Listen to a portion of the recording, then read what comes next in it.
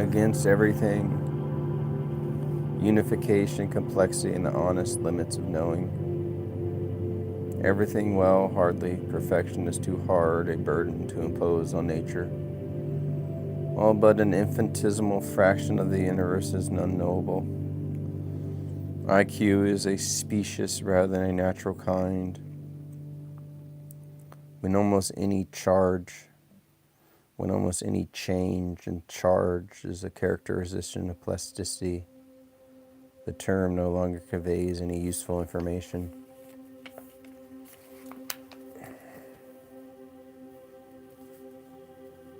To name a project the theory of everything is to commit a semantic overreach that quietly reshapes the epistemic posture of a field. The phrase is not just marketing as a metaphysical insinuation that the universe is compressible into small packets of equations and that everything else is mere unpacking.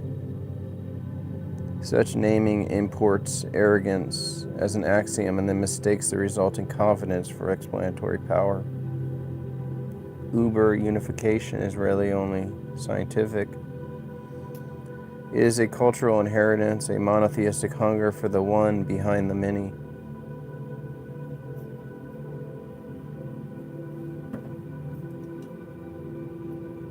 The impulse to decipher the mind of God often survives even when God is replaced by geometry and the priesthood becomes a guild of initiates fluent in rare mathematics. What masquerades as neutrality can be a crypto-religion of elegance.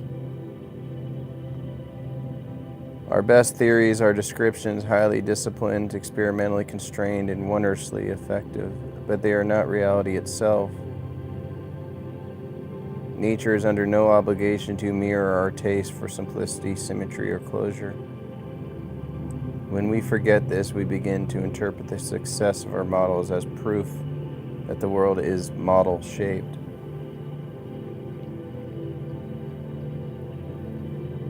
Newton, Maxwell, Darwin, and thermodynamics are not diminished by their incompleteness, they are made fertile by it. The boundaries of theories, applicability, its failures, its anomalies, and approximation regimes are not embarrassments but engines of progress. Science advances less by perfect closure than by productive breakdown. Even our most sacred unifications are often exact only in special regimes, empty space, ideal limits, controlled assumptions. A unification that requires turning off sources, neglecting couplings, and hiding degrees of freedom is not a cosmic decree, but a workable compression of local truth. The habit of calling approximations ultimate is how rigor becomes ideology.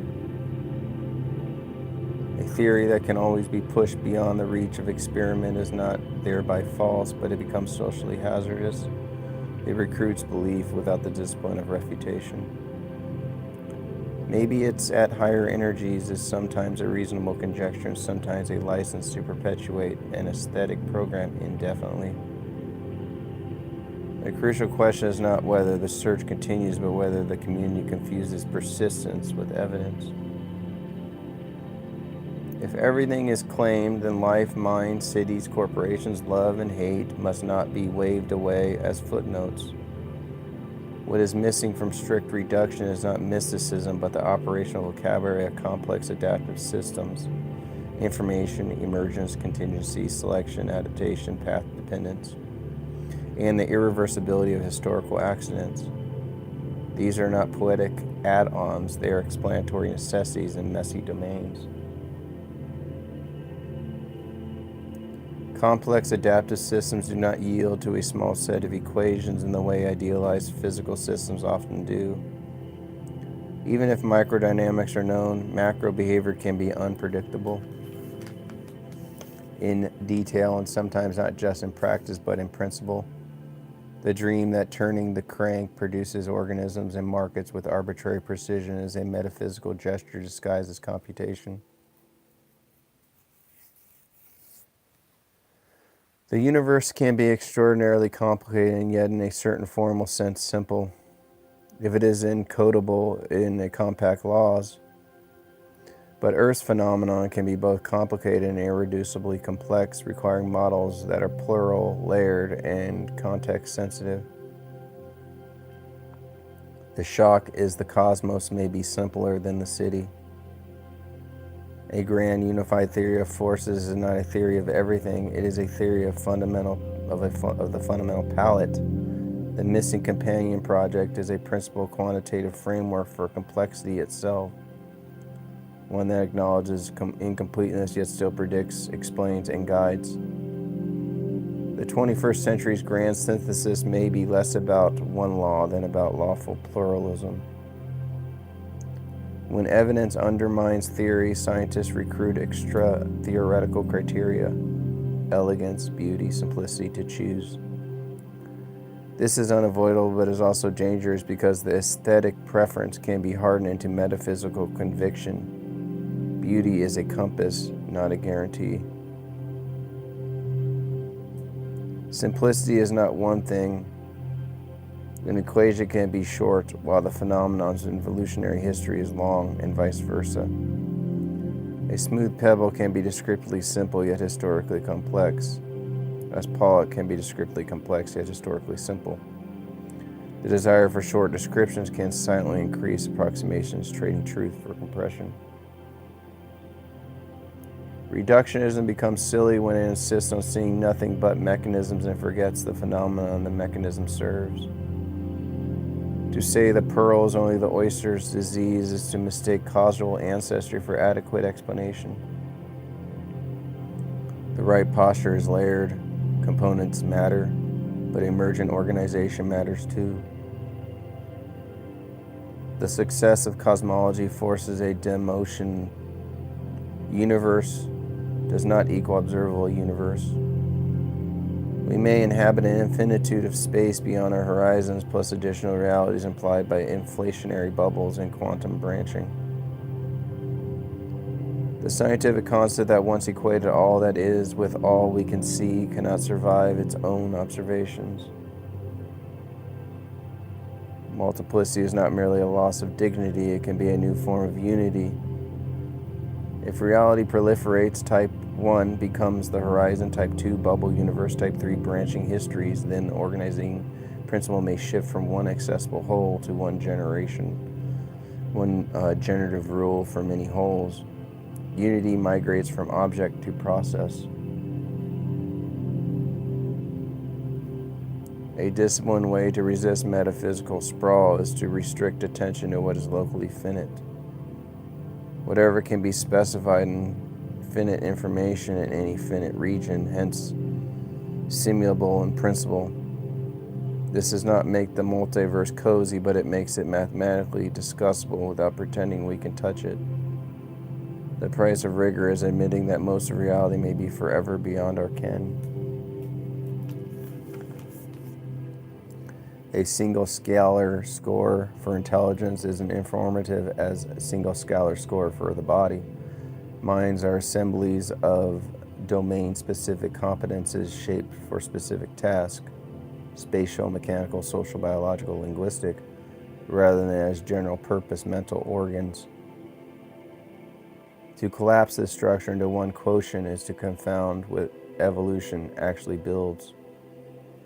What counts as smart is partially a cultural style of categorization and reasoning.